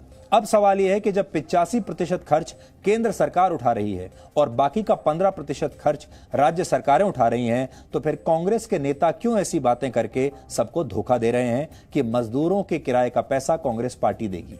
ये तो खुद कांग्रेस को जवाब देना चाहिए कि क्यों महाराष्ट्र और राजस्थान जैसे राज्यों में मजदूरों से रेलवे टिकट के पैसे लिए गए, जहां कांग्रेस और उनके सहयोगी दलों की सरकारें हैं। जबकि सच ये भी है कि मध्य प्रदेश और गुजरात और तेलंगाना जैसे कई राज्यों ने मजदूरों से कोई किराया नहीं लिया। जो बाकी के जो राज्य सरकारें हैं, उन सब ने भारतीय रेल को अपना जो 15% का हिस्सा था वो बिना मजदूरों से वसूले दे दिया। लेकिन 3 राज्य सरकारें ऐसी हैं जिन्होंने ये 15% का जो खर्चा था इसे यात्रियों से वसूल करना शुरू कर दिया। रेलवे के मुताबिक अब तक जितनी श्रमिक स्पेशल ट्रेन चली हैं और जितने यात्री अब तक उन ट्रेनों से गए हैं उनका किराया करीब 23 करोड़ 35 लाख रुपए बनता है। यानी रेलवे का पूरा जो खर्चा है वो 23 करोड़ 35 लाख रुपए इन ट्रेनों पर हुआ है। लेकिन रेलवे को इसमें सिर्फ 3 करोड़ 60 लाख रुपए ही मिले हैं, जो कि 15% हिस्सा है लगभग। यानी अब तक रेलवे को करीब 19 करोड़ 75 लाख रुपए का नुकसान हुआ है, या ये कह लीजिए कि 19 करोड़ 75 लाख रुपए रेलवे का के हिस्से में आया जो उसने खर्चा किया। अब सवाल यह है कि जब कांग्रेस पार्टी ये कह ही रही है कि बाकी का खर्चा वो उठाने के लिए तैयार हैं, तो क्या कांग्रेस अब 19 करोड़ 75 लाख रुपए कांग्रेस पार्टी ये खर्चा देगी भारतीय रेल को? भारतीय रेल पहले से ही किराए पर करीब 50% सब्सिडी देता है, यानी आपके टिकट का आधा पैसा सरकार ही देती है और आधा पैसा आप देते हैं। इसलिए रेलवे पर सवाल उठाने का कोई तुक नहीं बनता। हम आपको श्रमिक स्पेशल ट्रेन में रेलवे के खर्च के बारे में आज समझाते हैं। मान लीजिए एक श्रमिक स्पेशल ट्रेन चलाने का खर्च 100 रुपए है, तो इसमें 43 रुपए की सब्सिडी होती है, यानी 57 रुपए बचे। श्रमिक स्पेशल ट्रेन पूरी भरी हुई नहीं जाती आजकल, क्योंकि सोशल डिस्टेंसिंग की वजह से सिर्फ 2/3 सीट पर ही यात्री होते हैं। इसका मतलब ये कि 57 रुपए का 2/3 हिस्सा यानी 38 रुपए बचे। क्योंकि ये ट्रेन यात्रियों को छोड़कर वापस खाली आती है, इसलिए 38 रुपए 2 हिस्सों में बांट दिए जाएंगे। ऐसे में सिर्फ 19 रुपए ही बचते हैं। 19 रुपए में 4 रुपए यात्रियों के खाने पीने और ट्रेन की साफ सफाई पर खर्च होते हैं, इसलिए बचे 15 रुपए। और यही 15 रुपए भारतीय रेल राज्य सरकारों से ले रही है। गवर्नमेंट ऑफ इंडिया हो या रेलवेज हो, किसी भी कोशिश में हमने कभी भी कोई भी वर्कर से चार्ज करने की बात नहीं की है। हमने 85% जो पूरी ट्रांसपोर्टेशन का कॉस्ट बियर किया जाता है, वह 85% जो है वो रेलवेज बियर करती हैं, 15% स्टेट को बियर करना है। और उसी प्रोसेस और बेस्ड ऑन स्टेट्स रिक्वेस्ट जो ये प्रोसेस शुरू हुआ है कि जो कुछ लिमिटेड पैसेंजर, जो स्टैंडर्ड पैसेंजर्स हैं, माइग्रेंट लेबरर्स हैं, जिनको लिमिटेड लोगों को लेके जाना है for some very particular reason, उसको स्टेट गवर्नमेंट उसी तहत में कोऑर्डिनेट भी कर रही है, एक्सेप्ट फॉर 1 or 2 स्टेट्स। तो इस बात को आप समझिए। और ये पूरा किस्सा इस तरीके से है कि राज्य सरकारें पहले भारतीय रेल से ये रिक्वेस्ट करती हैं कि इन मजदूरों को वापस अपने घर पहुंचाने के लिए आप रेल चलाइए, स्पेशल ट्रेन चलाइए। भारतीय रेल उसकी इजाज़त दे देता है और कहता है कि 85% जो खर्चा है वो हम उठाएंगे और 15% खर्चा राज्य सरकारें उठाएंगी। उसके बाद भारतीय रेल ने उनको कहा कि आप इन लोगों की स्क्रीनिंग कीजिए और आपको कितनी टिकट चाहिए, कितने लोगों को एक ट्रेन से एक जगह से दूसरी जगह ले जाना है, उसकी लिस्ट बना लीजिए। स्क्रीनिंग करने के बाद, क्योंकि भारतीय रेल और भारत सरकार ये चाहती है कि जो लोग जिन्हें बहुत ज़्यादा ज़रूरत है वही इनमें जाएं, जिन्हें इतनी ज़रूरत नहीं है वो लोग ना जाएं। पहले उन लोगों को ले जाया जाए जो बहुत ज़्यादा ज़रूरतमंद हैं, इसलिए ये लिस्ट बना ली जाए। बाकी की जो राज्य सरकारें हैं उन्होंने अपनी जेब से पैसा भरने की बात मान ली, लेकिन 3 राज्य सरकारें ऐसी थीं, केरल, राजस्थान और महाराष्ट्र, जिन्होंने ये पैसा यात्रियों से वसूल करना शुरू कर दिया और अपनी जेब से नहीं दिया। यहीं से ये राजनीति शुरू हुई। उसके बाद कांग्रेस के नेताओं ने इस पर राजनीति शुरू कर दी। कांग्रेस की अध्यक्ष सोनिया गांधी ने राजनीति शुरू कर दी कि सरकार जो है वो इन गरीब मजदूरों से पैसा वसूल रही है, सरकार को ये ट्रेन मुफ्त में चलानी चाहिए थी। और फिर उन्होंने ये कह दिया कि सारा पैसा हम यानी कांग्रेस पार्टी इसका दे देगी। ये पूरी राजनीति है। पहली बात तो केंद्र सरकार ने श्रमिक स्पेशल ट्रेन राज्यों के कहने पर चलाई। आज भी जो राज्य केंद्र सरकार से अनुरोध कर रहे हैं उन्हीं के लिए ये स्पेशल ट्रेन उपलब्ध करवाई जा रही हैं। इस ट्रेन में यात्री भी कौन होंगे ये रेलवे तय नहीं कर रहा, बल्कि ये लिस्ट राज्य सरकार बनाती है। कोई भी राजनीति करने से पहले ये समझना जरूरी है कि ये ट्रेन उन्हीं मजदूरों के लिए चलाई गई हैं जो बहुत जरूरतमंद हैं, जो बहुत परेशान हैं और किसी भी कीमत पर अपने परिवार या अपने घर पहुंचना चाहते हैं। ये ट्रेन सबके लिए नहीं है। ये मजदूरों की तकलीफों को देखकर केंद्र सरकार की तरफ से की गई ये खास व्यवस्था है, क्योंकि अगर किसी को भी इन ट्रेन में जाने की इजाजत मिल जाएगी और अगर ये ट्रेनों को मुफ्त कर दिया जाएगा कि कोई भी इसमें जा सकता है, तो फिर इतनी ज्यादा भीड़ जाने लगेगी और जिन लोगों को नहीं भी जाना है वो भी मुफ्त सवारी के चक्कर में वहां से निकल जाएंगे। और एक बहुत बड़ा कारण यह है कि भारत सरकार लगातार ये कह रही है कि लोगों को वो जहां हैं वहीं रहना चाहिए। भारत सरकार चाहती है कि कम से कम लोग इधर से उधर ट्रैवल करें, यात्रा करें। क्योंकि अगर बड़ी संख्या में, लाखों करोड़ों की संख्या में लोगों ने यात्रा करना शुरू कर दिया तो कोरोना संक्रमित लोग गांवों में पहुंच जाएंगे और फिर इसके बाद इस संक्रमण को रोकना बहुत मुश्किल हो जाएगा। आपको पता है गांवों में ना डॉक्टरों की सुविधा है, ना अस्पताल हैं, और अगर बड़ी संख्या में लोग वहां पहुंच गए और वहां संक्रमण फैल गया तो फिर कंट्रोल करना मुश्किल होगा। आपको याद होगा प्रधानमंत्री खुद कह चुके हैं कि जो जहां है वहीं रहे, लॉकडाउन के नियमों का पालन करे, इससे कोरोना संक्रमण का खतरा कम होगा। इसलिए सबसे बड़ी बात तो यह है कि लोगों को एक जगह से दूसरी जगह पर ले जाने को बढ़ावा बिल्कुल नहीं देना चाहिए, और इसीलिए यह व्यवस्था की गई। राज्य सरकारों से कहा गया कि आप स्क्रीनिंग कीजिए, जिन लोगों को बहुत जरूरत है उन्हें ही भेजिए, लेकिन अगर आपने ये सुविधा मुफ्त कर दी तो फिर सब लोग जाना शुरू कर देंगे और तब बहुत बड़ी समस्या पैदा हो जाएगी। जो लोग ये सवाल उठाते हैं कि लॉकडाउन में गरीबों के लिए कुछ नहीं किया जा रहा और इस मुद्दे पर राजनीति कर रहे हैं, वो लोग पूरा सच जानकर भी देश को गुमराह कर रहे हैं। सच क्या है, आंकड़े आज हम आपको बताएंगे, क्योंकि सच यह है कि लॉकडाउन के असर से गरीबों को बचाने के लिए केंद्र सरकार की तरफ से लगातार मदद दी गई है। इसके लिए डायरेक्ट बेनिफिट ट्रांसफर का इस्तेमाल किया गया है ताकि मदद सीधे जरूरतमंदों तक पहुंचे। 30 अप्रैल तक प्रधानमंत्री गरीब कल्याण योजना के तहत 33 करोड़ से अधिक गरीबों को कुल 34,670 करोड़ रुपए से अधिक की आर्थिक सहायता दी गई है एक महीने में। इसमें प्रधानमंत्री जनधन योजना के तहत करीब 20 करोड़ 5 लाख महिला जनधन खातों में 500 रुपए की किश्तों में पैसा ट्रांसफर किया गया है, जिसके जरिए करीब 10,029 करोड़ रुपए की आर्थिक मदद दी जा चुकी है। ये एक महीने की है और हर महीने ऐसा होगा। प्रधानमंत्री किसान योजना की किश्त के तौर पर 8 करोड़ 18 लाख किसानों के खातों में 2,000 रुपए ट्रांसफर किए गए हैं और इसके तहत कुल 16,363 करोड़ रुपए वितरित किए जा चुके हैं। राष्ट्रीय सामाजिक सहायता कार्यक्रम के तहत लगभग 2 करोड़ 81 लाख वृद्धों, विधवाओं और दिव्यांगजनों को 500 रुपए की मासिक किश्त के जरिए करीब 1405 करोड़ रुपए की आर्थिक मदद दी गई है।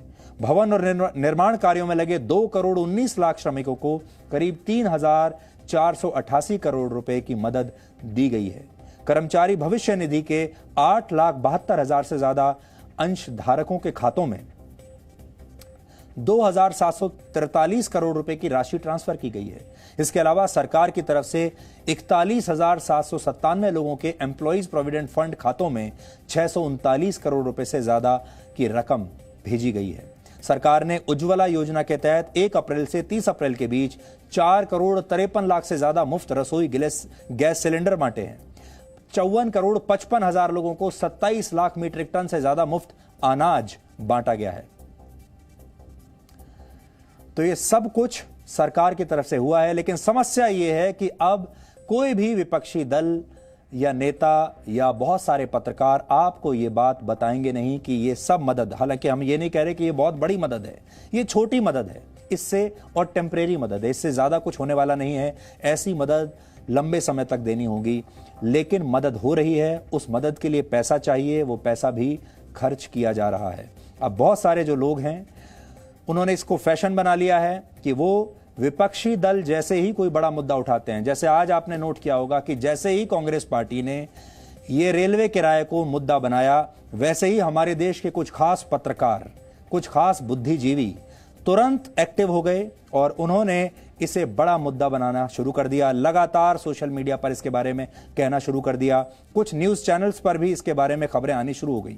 यहां से आपको यह अंदाजा लगाना चाहिए कि जो सारे लोग हैं जो इस दुष्प्रचार में लगे हुए थे, इनके तार कहां जुड़े हुए हैं, ये किसके कहने पर ये सारा झूठ प्रसारित कर रहे हैं और ये किसके कहने पर ये एजेंडा आप तक पहुंचा रहे हैं। इसलिए हम आपसे आज ये कहना चाहते हैं कि सारा जो ये पूरी जो नेक्सस है, जो पूरा गठबंधन है, ये कई बार ऐसा होता है जब ये बिल्कुल खुलकर लोगों के सामने आ जाता है। इसलिए आज हमने ये बताया। बहुत सारे लोगों को ये अच्छा नहीं लगता कि सरकार क्या कर रही है, ये पत्रकारों को नहीं बताना चाहिए। पत्रकारों को सिर्फ ये बताना चाहिए कि क्या नहीं कर रही है। इसलिए ये जो तस्वीर का दूसरा रुख है, ये भी आप सबके लिए जानना जरूरी था। और सबसे बड़ा जो कंफ्यूजन था वो यही था कि भारतीय रेल ने सीधे किसी से ना तो टिकट बेची है, ना सीधे किसी से कोई पैसा लिया है। भारतीय रेल ने उतने बोर्डिंग पासेस या उतने बोर्डिंग टिकट्स उन राज्य सरकारों को भेज दिए यहां से जितने उन्होंने मांगे थे, और उसके बाद राज्य सरकारों पर छोड़ दिया कि वो अपना 15% का जो हिस्सा है वो कैसे भेजते हैं। और 3 राज्य सरकारें ऐसी निकली जिन्होंने ये पैसा लोगों से वसूलना शुरू कर दिया। ये उनकी गलती है और उसके बाद इस पर यह राजनीति शुरू हो गई। ये बात आपको समझनी चाहिए। कोरोना वायरस के संकट काल में भारत के करीब 2 लाख लोग विदेशों में भी फंसे हुए हैं और ऐसे सभी लोगों के लिए अब राहत की बात यह है कि सरकार इन 2 लाख लोगों को भी वापस लाने का काम करेगी। अगर आपके परिवार का कोई सदस्य या आपका कोई परिचित लॉकडाउन के कारण कहीं विदेश में फंसा हुआ है तो यह जानकारी आप नोट कर लीजिए। भारत सरकार 7 मई से विदेशों में फंसे भारतीय लोगों को वापस लाने का काम शुरू करेगी। ये भारतीय नागरिक विमान या फिर नौसेना के जहाजों के जरिए लाए जाएंगे, समुद्री जहाजों के जरिए। इस सुविधा का इस्तेमाल करने वालों को पैसा देना होगा। ये मुफ्त नहीं होगी ये सेवा, इसके लिए पैसा देना होगा और यात्रा के पहले सभी को अपनी मेडिकल जांच करानी होगी।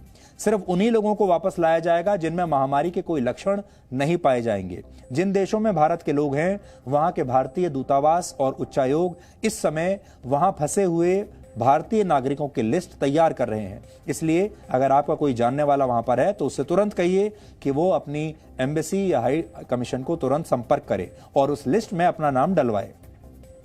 लेकिन यह भी याद रखिएगा, यह सेवा मुफ्त नहीं है। भारत लौटने के बाद इन सभी लोगों की मेडिकल जांच फिर से की जाएगी और उसके बाद 14 दिन के लिए इन्हें किसी क्वारंटीन सेंटर में भेजा जाएगा और इसके लिए भी पैसा लिया जाएगा। 14 दिनों के बाद इन सभी लोगों का फिर से कोविड-19 टेस्ट कराया जाएगा और रिपोर्ट के मुताबिक फिर आगे की कार्रवाई होगी। देश लौटने वाले नागरिकों के बारे में संबंधित राज्य सरकारों को भी जानकारी दी जा रही है और उनसे कहा जा रहा है कि वो टेस्ट और क्वारंटीन सेंटर में रखने के अलावा ऐसे लोगों को उनके घरों तक पहुंचाने के इंतजाम भी करें। भारत लौटने वाले इन सभी लोगों को आरोग्य सेतु ऐप पर भी खुद को रजिस्टर करना होगा और हमें उम्मीद है कि आपने भी आरोग्य सेतु ऐप को अपने मोबाइल फोन में अब तक डाउनलोड कर लिया होगा।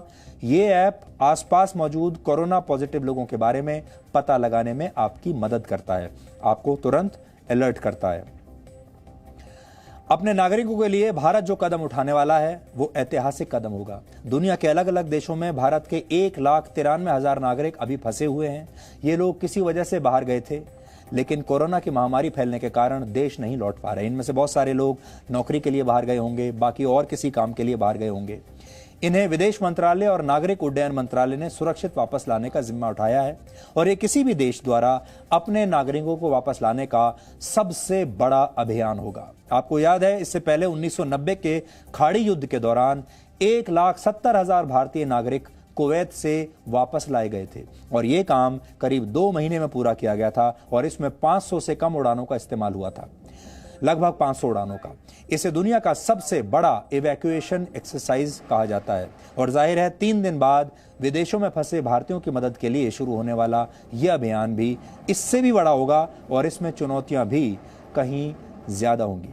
आपने ये भी देख लिया होगा कि अपना घर अपना ही होता है। चाहे हमारे देश में जो श्रमिक हैं, जो अलग अलग राज्यों में काम कर रहे हैं, मुसीबत की घड़ी में वो भी हर जगह अपने घर लौटना चाहते हैं, अपने गांव लौटना चाहते हैं।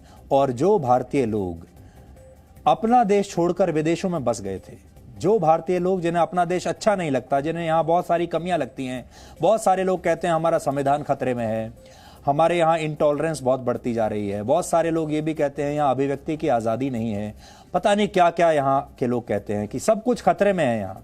लेकिन आप सोचिए, जो 2 लाख लोग इस समय भारत के बाहर हैं, वो सारे लोग वापस अपने घर, अपने वतन, अपने देश लौटना चाहते हैं, यहीं आना चाहते हैं। चाहे वो दुनिया के किसी भी खूबसूरत से खूबसूरत और बढ़िया से बढ़िया देश में क्यों ना हो, सबको वापस आना है, सबको अपने घर आना है। घर चीज ही ऐसी होती है।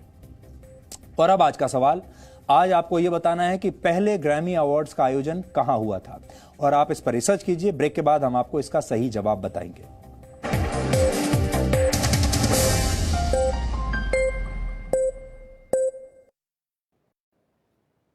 तीसरा सुख गुणवंती नारी।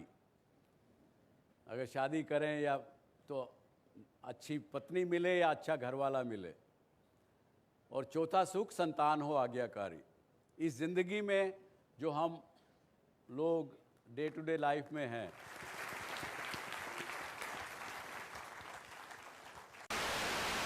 No signal, no worry. Presenting Z News app with live TV, latest updates and expert opinion available on Google Play and App Store. Download it now.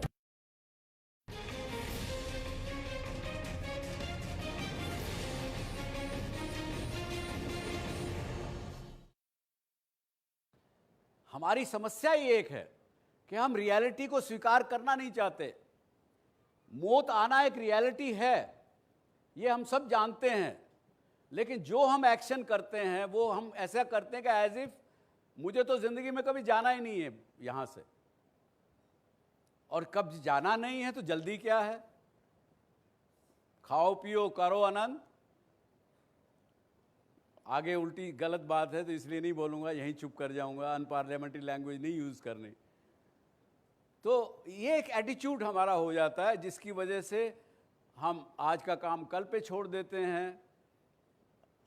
Mathematics अगर समझ में नहीं आता उससे घबराने लगते हैं, उससे दूर भागने लगते हैं। जो सब्जेक्ट नहीं आता उससे दूर भागते हैं। मैं कहता हूँ नहीं, भागो मत दूर, उससे फेस करो उसको, वो भागेगा आपके दूर, आपसे डर के। लेकिन फेस नहीं करोगे तब तक कुछ नहीं होगा। ज़िंदगी में कामयाब होना है तो आज का काम आज करो। जो आपकी प्रायोरिटीज़, जैसे उसने क्या लिखा, it forces you to think about your priorities. बेकार के काम बीच में जो ज़िंदगी में दुनिया भर में हम करते हैं ना, वो हम करना छोड़ देंगे, समय बचेगा, टाइम मैनेजमेंट ठीक होगा। It forces you to quit the things which waste your time and energy and concentrate on the most important things and people in your life. If you will live that way, you will make better choices.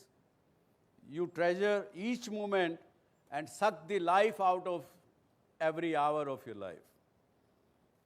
It removes the clutter and garbage so that which often chokes our lives.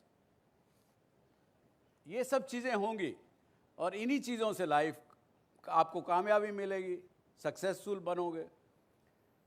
इसलिए आई say that अपनी list तैयार करिए, आज ही तैयार करिए, उसके मुताबिक prioritise करके उस पर काम करना शुरू कीजिए। इसी से ही आपको ज़िंदगी का सक्सेस का एक रिज़ल्ट मिलेगा। इसी के साथ ही प्रायोरिटीज़ में हम लोगों ने कहा, हमारे उपनिषदों में ये लिखा, बल्कि उन्होंने ज़िंदगी के प्रायोरिटीज़ भी बताई। पहला प्रायोरिटीज़ 4 किस्म की उन्होंने बताए।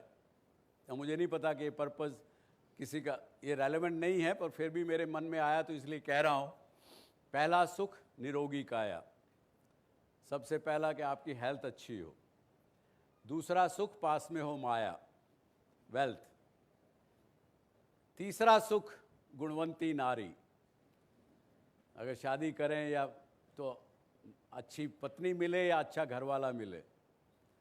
और चौथा सुख संतान हो आज्ञाकारी। इस ज़िंदगी में जो हम लोग डे टू डे लाइफ में हैं,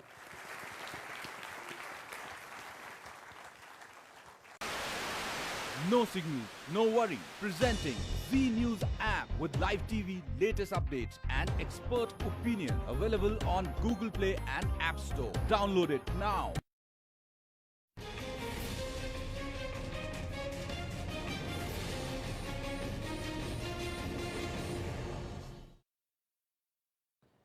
हमारी समस्या ही एक है कि हम रियलिटी को स्वीकार करना नहीं चाहते।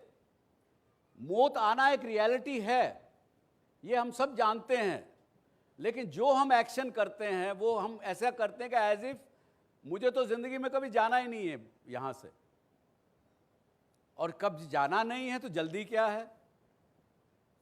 खाओ पियो करो आनंद। आगे उल्टी गलत बात है तो इसलिए नहीं बोलूँगा, यहीं चुप कर जाऊँगा, अनपार्लियामेंट्री लैंग्वेज नहीं यूज़ करनी। तो ये एक एटीट्यूड हमारा हो जाता है जिसकी वजह से हम आज का काम कल पे छोड़ देते हैं।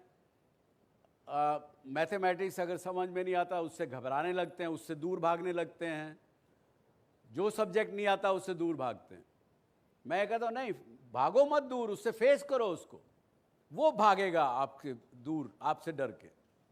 लेकिन फेस नहीं करोगे तब तक कुछ नहीं होगा। ज़िंदगी में कामयाब होना है तो आज का काम आज करो। जो आपकी प्रायोरिटीज़, जैसे उसने क्या लिखा, It forces you to think about your priorities. बेकार के काम बीच में जो जिंदगी में दुनिया भर में हम करते हैं ना, वो हम करना छोड़ देंगे, समय बचेगा, टाइम मैनेजमेंट ठीक होगा. It forces you to quit the things which waste your time and energy and concentrate on the most important things and people in your life. If you live that way, you will make better choices. You treasure each moment and suck the life out of every hour of your life. It removes the clutter and garbage so that which often chokes our lives. ये सब चीज़ें होंगी और इन्हीं चीज़ों से life आपको कामयाबी मिलेगी, सक्सेसफुल बनोगे. सो इसलिए आई से दैट अपनी लिस्ट तैयार करिए, आज ही तैयार करिए, उसके मुताबिक प्रायोरिटाइज करके उस पर काम करना शुरू कीजिए. इसी से ही आपको ज़िंदगी का सक्सेस का एक रिज़ल्ट मिलेगा. इसी के साथ ही प्रायोरिटीज़ में हम लोगों ने कहा, हमारे उपनिषदों में ये लिखा, बल्कि उन्होंने ज़िंदगी के प्रायोरिटीज़ भी बताई. पहला प्रायोरिटीज़ 4 किस्म की उन्होंने बताई. तो मुझे नहीं पता कि ये पर्पज़ किसी का ये रेलेवेंट नहीं है, पर फिर भी मेरे मन में आया तो इसलिए कह रहा हूँ. पहला सुख निरोगी काया, सबसे पहला कि आपकी हेल्थ अच्छी हो. दूसरा सुख पास में हो माया, wealth.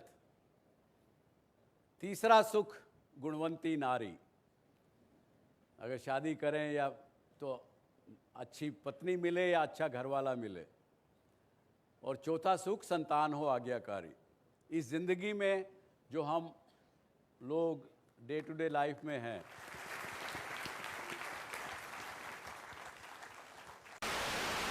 No signal, no worry. Presenting Z News app with live TV, latest updates and expert opinion. Available on Google Play and App Store. Download it now.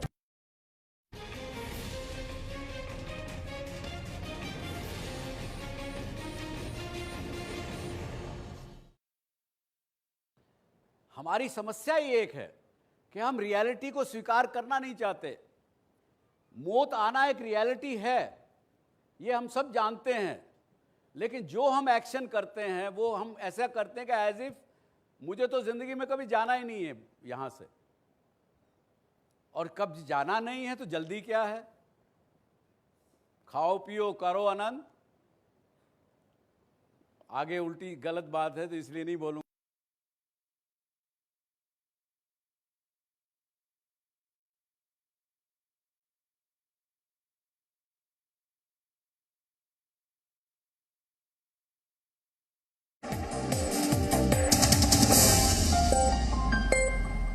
और अब आखिर में देखते हैं कि आज के इतिहास में क्या लिखा है. वर्ष 1799 में आज ही के दिन टीपू सुल्तान का निधन हुआ था.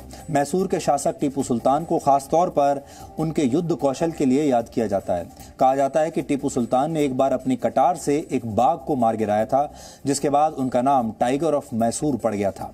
टीपू सुल्तान का नाम मैसूर सिल्क उद्योग को बढ़ावा देने और खासतौर पर रॉकेट दागने वाली तोपों का विकास करने के लिए भी इतिहास में दर्ज है.